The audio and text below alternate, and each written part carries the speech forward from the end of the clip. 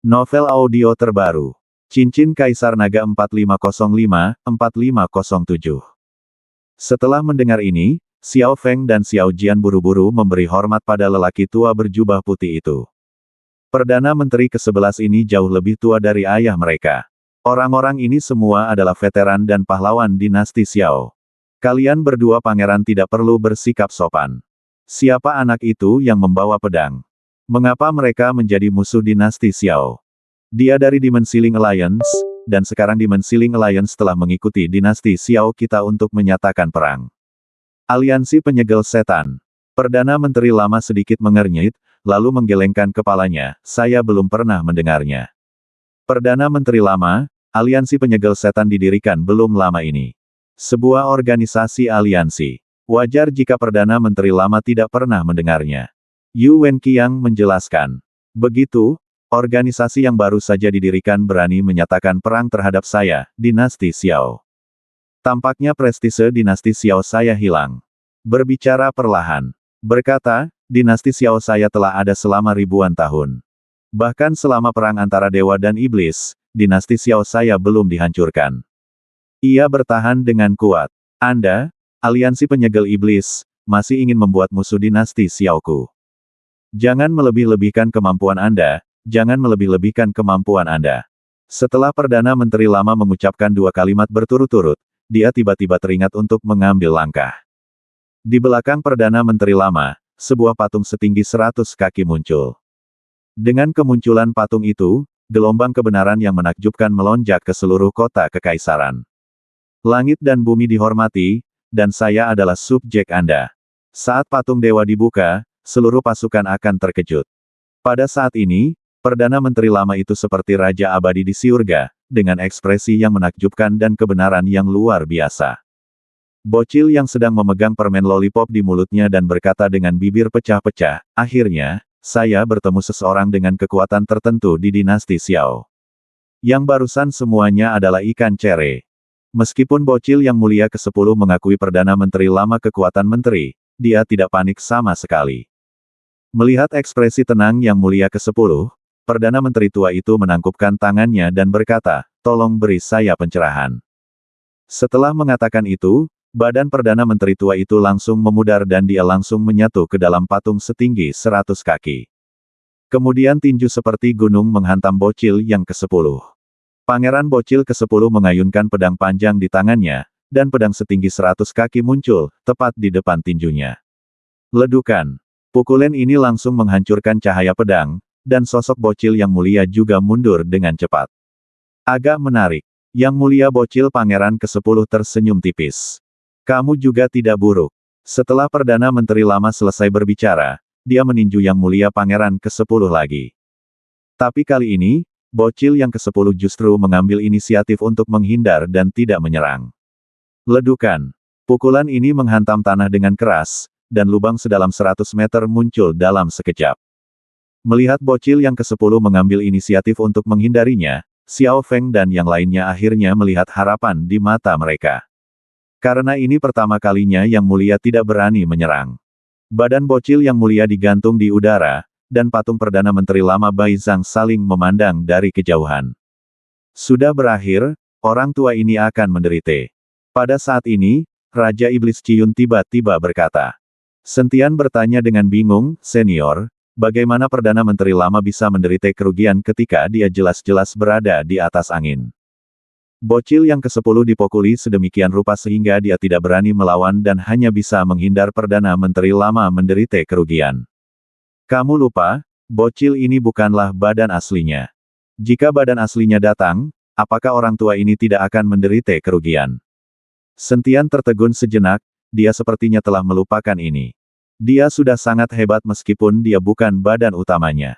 Jika badan aslinya datang, Perdana Menteri tua ini mungkin bukan lawannya. Saat Raja Iblis Ciyun selesai berbicara, seluruh kehampaan mulai berputar dan berubah bentuk. Ledakun.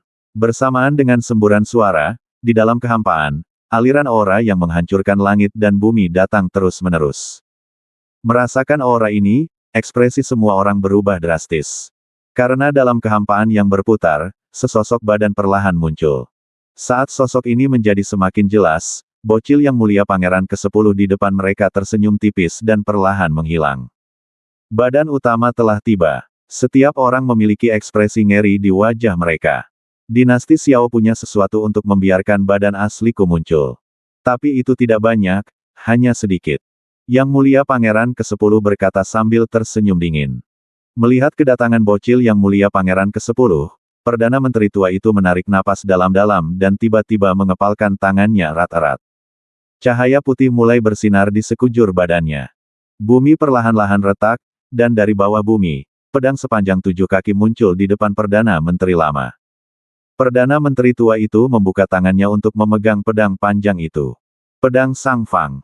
Yu Wenqiang melihat ini dan buru-buru berseru. Pedang Sang Fang dinasti Xiao telah diturunkan dari generasi ke generasi sejak berdirinya dinasti Xiao. Itu selalu dipegang di tangan Perdana Menteri, untuk menggunakan pedang Sang Fang untuk membunuh raja yang lemah dan menteri pengkhianat, sehingga dinasti Xiao akan bertahan selamanya. Karena raja dari semua dinasti semuanya bijaksana, pedang Sang Fang tidak pernah disentuh. Yu Wenqiang tahu tentang keberadaan pedang Sang Fang, tapi ini pertama kalinya dia melihatnya.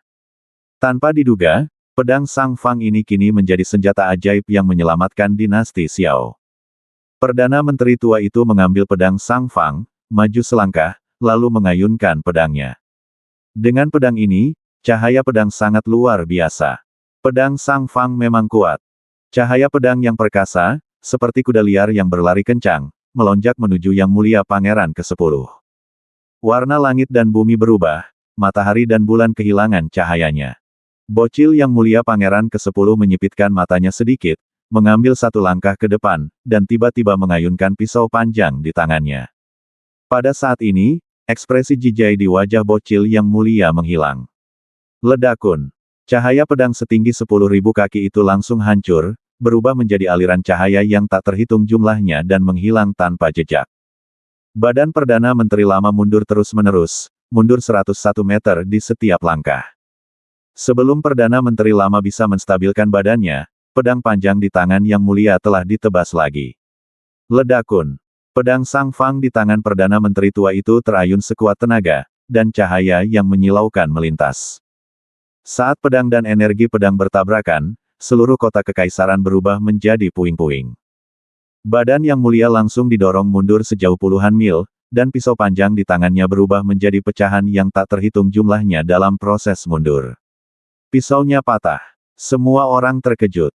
Dari sudut pandang ini, bahkan jika wujud asli bocil yang mulia ke-10 tiba, dia tidak akan bisa menandingi Perdana Menteri lama. Namun saat ini, kilatan keputusasaan muncul di mata Perdana Menteri lama.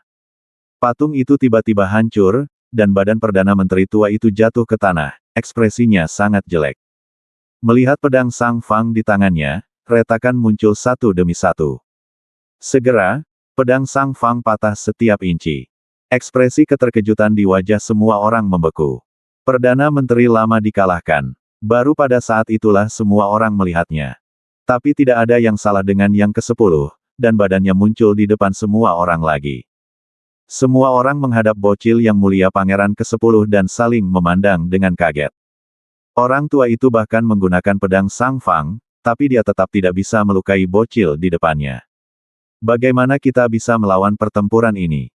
Perdana Menteri tua, Anda. Yu Wenqiang memandang Perdana Menteri lama, ingin bertanya apakah itu masih mungkin, tetapi melihat Perdana Menteri lama seperti itu, Yu Wenqiang masih tidak bisa berkata apa-apa. Yu Wenqiang memandang Guru Wuliang lagi, dan Guru Wuliang merasakan tatapan Yu Wenqiang dan dengan cepat menggelengkan kepalanya. Tuan Wuliang, kamu. Xiao Jian baru saja berbicara, dan Tuan Wuliang buru-buru berkata, Pangeran kedua, saya benar-benar sekarat. Bukannya saya takut mati. Hanya saja jika saya mati, tidak ada seorang pun yang akan mati. Mampu memimpin pangeran kedua untuk memahami agama Buddha. Saya telah mendapatkan kembali kenangan kehidupan masa lalu saya. Semua orang berhenti berbicara. Pada saat ini, semua orang merasa seperti gunung besar menimpa mereka. Lusinan ahli dari dinasti Xiao semuanya diam. Ini adalah kartu truf Xiao Huangchao, tetapi ketika kartu trufnya terungkap, itu tidak membantu. Saat ini, semua orang mengalihkan perhatian mereka ke Xiao Feng. Xiao Feng adalah putra mahkota. Sekarang setelah Xiao Yuanshan tiada, Xiao Feng memiliki keputusan akhir di seluruh dinasti Xiao. Xiao Feng hanya merasa dirinya berada di bawah tekanan besar, tapi dia tidak punya solusi. Bocil yang mulia memandang kerumunan yang diam itu dengan cibiran di bibirnya. Apakah ada orang di dinasti Xiao yang bisa bertarung? Jika seseorang keluar yang bisa bertarung, apakah kamu meremehkanku jika kamu membiarkan beberapa kucing dan anjing berurusan denganku? Di mana Xiao Huangmu? Seseorang keluar untuk mengambil alih. Kata-kata yang mulia Pangeran ke-10, seperti jarum beracun, menyengat setiap rakyat dinasti Xiao. Dinasti Xiao, yang telah ada selama ribuan tahun dan berpenduduk jutaan orang, kini diinjak-injak oleh seorang bocil, dan tidak ada yang berani mengucapkan sepatah kata pun. Para dewa, yang sangat sombong dan menganggap segala sesuatu di dunia sebagai semut, datang ke dunia kecil surga dan manusia untuk pamer. Apakah ini berarti para dewa sedang mengalami kemunduran dan hanya dapat menemukan beberapa dunia tingkat rendah untuk ditunjukkan? Mati. Sebuah suara perlahan berkata.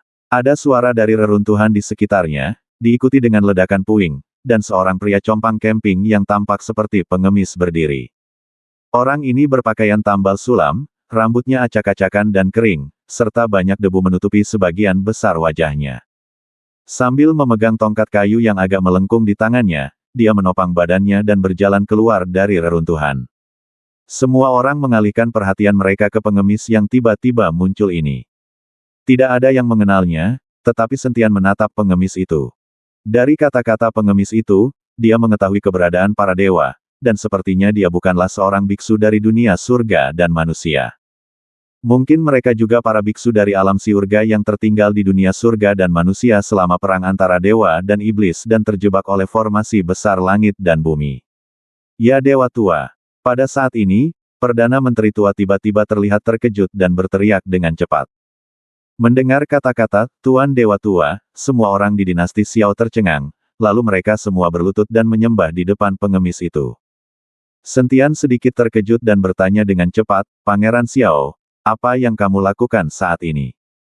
Tuan Sentian tidak tahu apa-apa. Dewa Tua adalah penyelamat dinasti Xiao kita. Sekarang dinasti Xiao kita masih memilikinya. Kuil Dewa, yang mengabadikan orang itu adalah dewa penguasa lama. Selama perang antara dewa dan iblis, dinasti Xiao juga mengalami pukulan telak.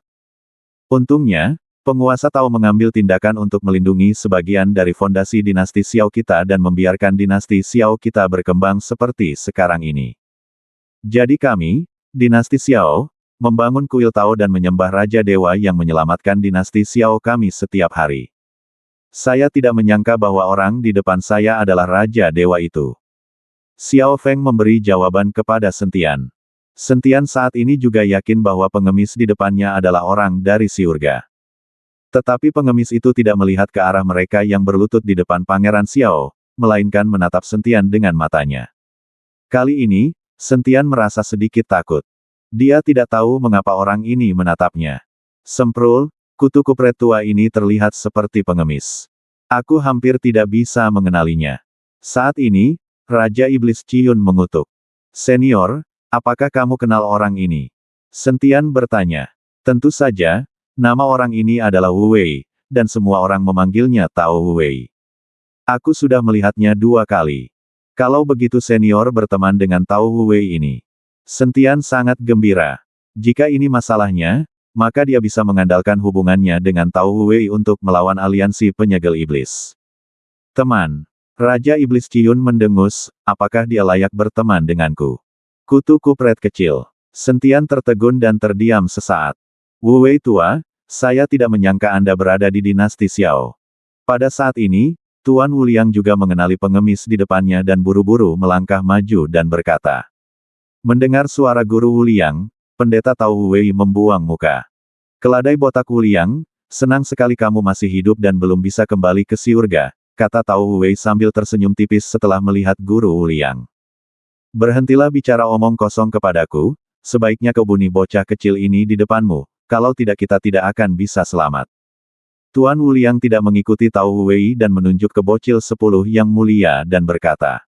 Bersambung.